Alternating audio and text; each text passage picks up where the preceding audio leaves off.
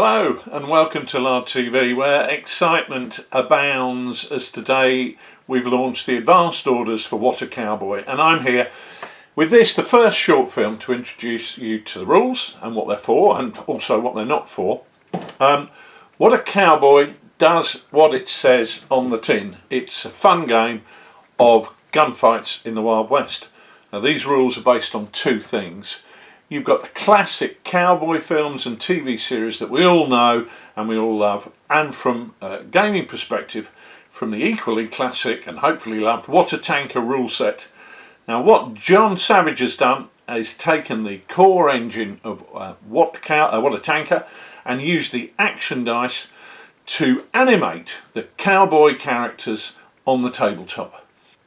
What a Cowboy is not a big battle western game with dozens of people running around like lunatics, so if you want to play Custer fighting the Sioux, then this really isn't for you. This is much truer to both the history of the Old West and to the cinematic version, in that it's designed as a small level skirmish game with between 8 and 20 figures in total on the table.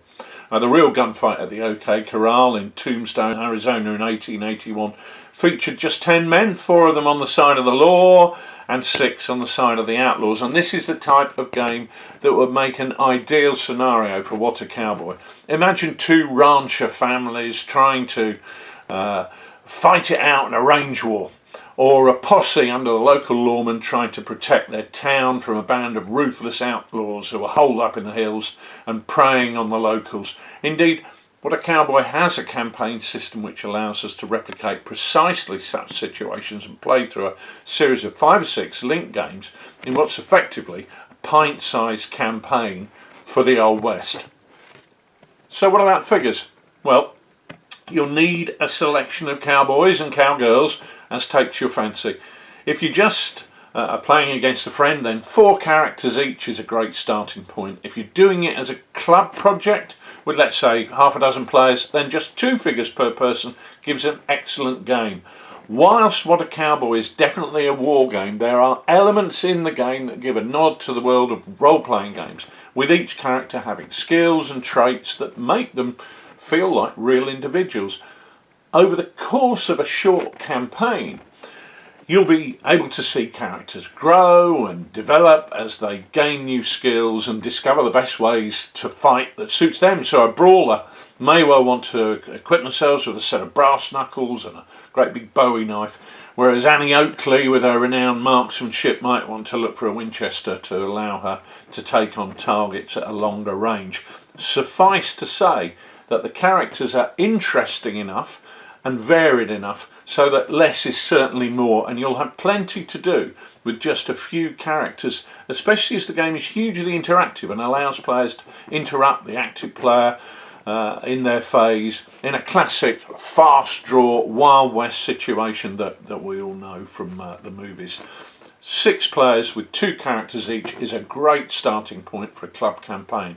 Maybe get a box of Great Escape games, Gunfighters, as I've got here, and you're set up and ready to go, making it a very, very cost-effective new project. Okay, now let's talk terrain. What a Cowboy is best played over just a 3-foot square or 4-foot square at the most table. We've even played games on a classic round kitchen table with no problems at all. One of the things that can put people off playing Wild West games is the perceived need to have a whole Wild West town. With What a Cowboy you can indeed fight the classic Main Street shootout, but the campaign is set over a whole territory with all kinds of tables possible, using a limited number of buildings. We'll take a look at the campaign map and the campaign itself in more detail in subsequent films, but suffice to say here that you're going to be starting off in an outlying district or territory, which could be the desert or a ranch or the mountains or a railroad construction site or a mine or a Native American or Mexican village or a Spanish mission. And these are territories that are sparsely populated, so just 2 or 3 buildings will be sufficient to get you started. Even when you move to the districts on the outskirts of the town, you'll find things like a prospector's camp or a livery yard where there's little in the way of buildings, and a barn used for Napoleonic Wars or World War II will certainly do nicely. Only the final game of the campaign is set in the town, so you'll have loads of time to add a few buildings to your collection, and if you're doing it as a club project, just a couple of buildings each will rapidly see your town built up and populated. So once again, we've attempted to remove that barrier to entry and get you started playing in the Wild West for very little in the way of investment. So what's in the bundle? Well, What a Cowboy has just got 3 component parts in the main bundle. Here we have the rules. This is the printer's proof, so it isn't bound or laminated yet, but you can see it's an 84-page book which is split into 3 parts. The first part covers the rules, the second part covers the characters and how they're generated and how they develop, and the third part is the campaign system. So everything you need is in this one book. Then we have the card deck. This is actually 2 card decks in one box. First of all, we've got the game deck, which determines the order of play with the 2 sides represented by red or black cards. So the gang leader for side 1 is suitably the Ace of Spades, which I reckon probably the bad guys, and the other side's leader is the Ace of Hearts, undoubtedly the good guys. Now this allows you to have up to 10 characters on each side, and I think that's enough for the biggest games that you could really want to play. But there are also cards for random events such as a stampede or an Indian attack, or even the most unlikely events being covered. So if the Dodge stagecoach turns up, you've got that there. The second deck is the Desperado deck, and as characters gain experience, they'll improve in several ways that we'll look at in subsequent films. Suffice to say here that one of these is gaining Desperado cards, and these can be played during the game to give them advantages, almost like a Wild West version of a get out of jail free card. And there are lots of these, so you'll never know what you'll get or what your opponent will have. In a fast-paced, backstabbing game, one of these can give you the edge that your character needs. Finally, we have the Bonanza tokens. A full set of 24 Bonanza tokens is available, and that's all you'll ever need. As you can see, these are full colour, printed on MDF, and they are based on historic Wild West poker chips. So a little bit of history ready to pop out of the sprue and put on the table and play. A Bonanza token may be used to do things like interrupt your opponent, to respond to that with a fast draw in the classic Wild West manner.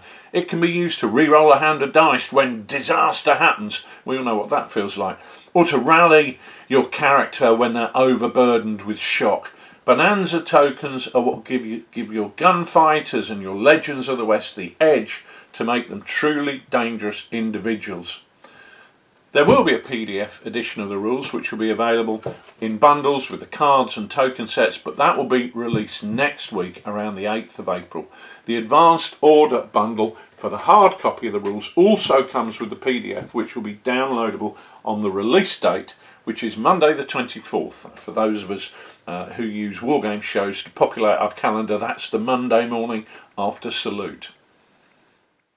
In the next film in this series, we'll be looking at some of the core game mechanisms. Subsequent short films will look at creating your characters, running the campaign, and then we'll play a short section of a game to show you the rules in play.